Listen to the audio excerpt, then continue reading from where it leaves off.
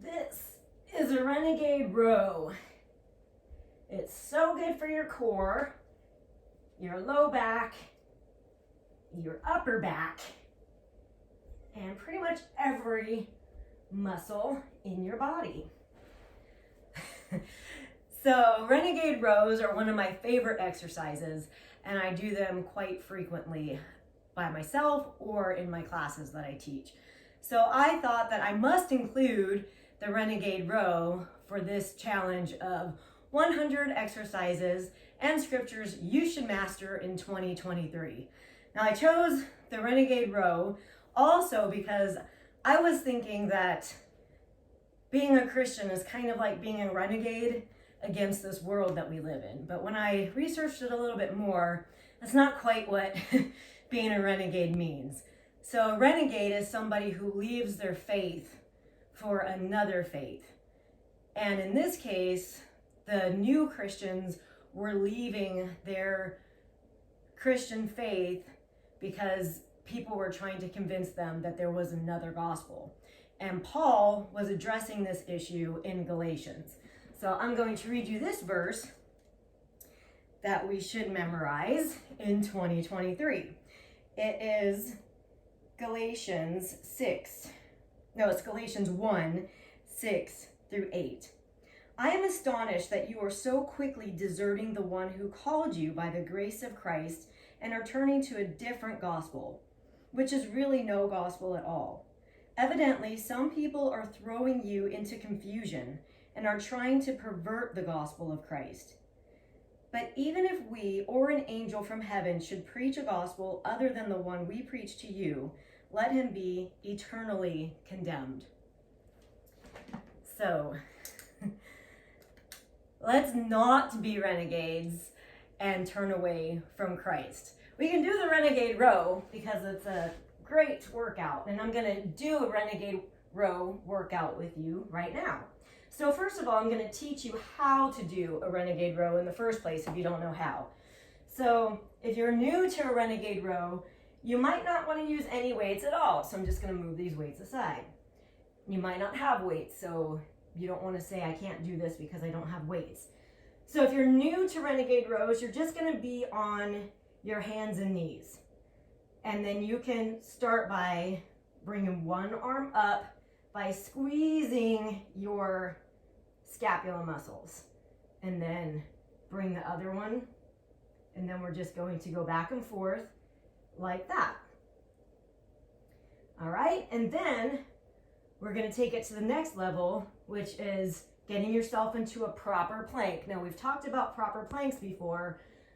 A plank, you need to be in one straight line, just like this. You don't want to be looking at your feet. You don't want to be looking at your knees. You don't want to look at your hands. You want to gaze slightly forward so that your head is in line with your tailbone, one straight line.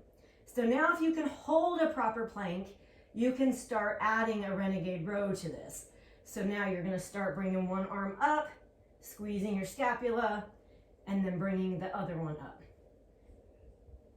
Okay, and that right there, even without weights, is a very good workout. So then you're going to advance from that to using weights, and this could be using weights on your knees. So here, you want to scoop. Think about getting that elbow back. Now sometimes people do this kind of thing where they're lifting up through here, and they're lifting up with their shoulder. This isn't a shoulder workout, this is a back workout. So you need to scoop that arm back, scoop it back, and get your elbow to the back wall so that you are working these muscles right here, not your shoulders. All right, so this would be our next level, right like this. And then our final level would be bringing it up into a proper plank, holding that plank, and now you're gonna scoop one arm back at a time. Okay? You need to keep your belly button facing the floor. That's what makes this such a challenging exercise move, because now you're working all your obliques, you're working your multifidus, your quadratus lumborum, all of those weak back muscles that cause us to have back pain. It's also going to work your arms. It's going to work that rhomboid. Now this is also an important move for line dancers, because as line dancers, we build a lot of bone density in our lower extremities, but we need to get some work done for our upper extremities, especially our wrists, and especially if we're prone to osteoporosis. So you need to get some weight bearing on your wrist. So a good way to get some weight bearing is to do wall push-ups, and we've already done a video for wall push-ups, regular push-ups, because that's going to give you some strength in your wrist, and now a renegade row is also going to give you weight bearing on your wrist. So that's a very important muscle or bone that needs to be strengthened with osteoporosis, because the main bones at risk are your wrist and your hips and your spine. So a renegade row is going to strengthen those wrists if you're able and strong enough to hold this pose. So right now we are going to do, whichever level you're at, we're going to do 20 of these renegade rows. So here's 1, 2, 3, 4, 5, 6, 7, 8, 9, 10, 11, 12, 13, 14, 15, 16, 17, 18, 19, 20. Did I mention that a renegade row is a full body movement? So doing a few sets of renegade rows is actually a full body workout. So you don't need to have a whole bunch of different exercises to do. You can just do a few rounds of this and get yourself a full body 10-minute workout. All right, so now we're going to do another set. All right, so making sure I'm in one straight line, and here we go for another 20. 2, 3, 4, 5, 6, 7, 8, 9, 10, 11, 12, 13, 14, 15, 16, 17, 18, 19, and 20. All right, that's getting my heart rate up too.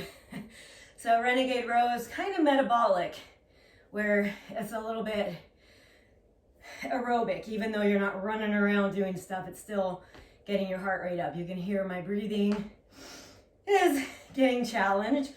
So another reason why this is one of my favorites. So we're gonna rest for a moment, and then we're gonna do another 20. All right, here we go. Get yourself in the good plank.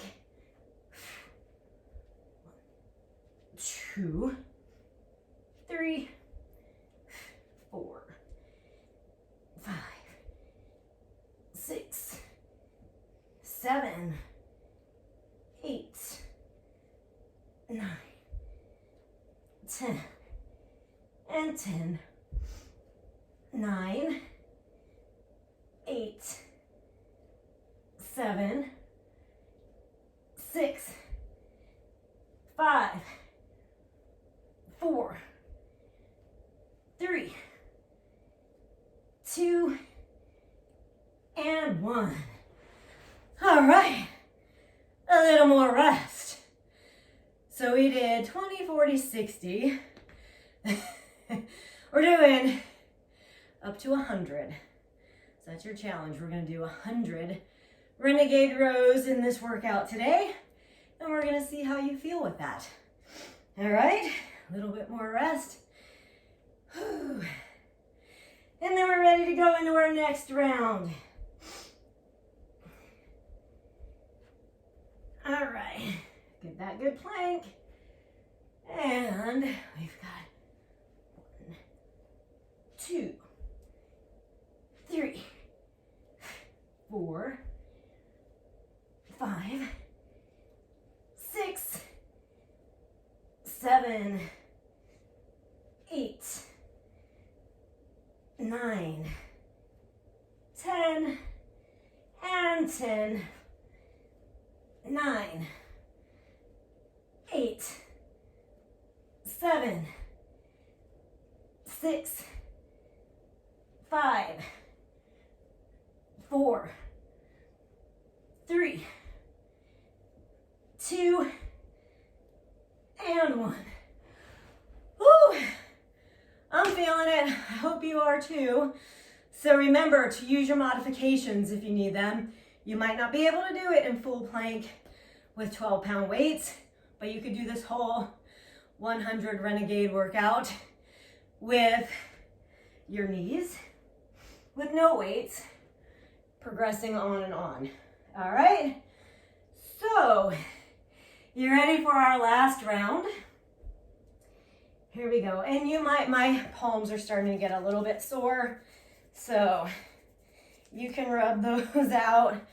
And again, if you don't have the wrist strength yet, you can just do this without weights. I'm having a hard time speaking today. Wrist strength seems to be a hard thing for me to say. All right, here we go with our last round. Good thing I never claimed to be perfect, because I'm not.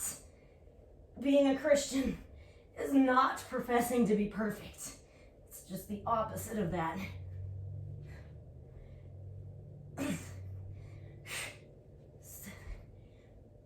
8, 9, 10, over the last 10, 10, 9, 8, 7, 6, 5, 4, 3, 2, and 1. All right. Well, I hope you enjoyed this particularly unperfect video. And you're never going to get much editing out of me because I can't edit real life, so I'm not going to edit this either. So if you enjoy my videos and you like these videos, please put a like down below and subscribe to this channel if you want, because the more subscribers I get, if I get to 1,000 subscribers, I'm 400 subscribers away, I can start making money off this channel. And if we as a whole, me and my followers of Faith Before Fitness and friends, we are going to support the YMCA's annual campaign this year with this year's profit, if Faith Before Fitness makes any profit. So at this point, I'm just doing this because I love sharing exercise knowledge with people, and I love sharing the gospel with people. So that's the main reason I do this right now. I never considered making any profit off of it. And if I do make profit, it's going to be put back into the community or into something that can help spread the gospel or make the community stronger. And that's what the YMCA does.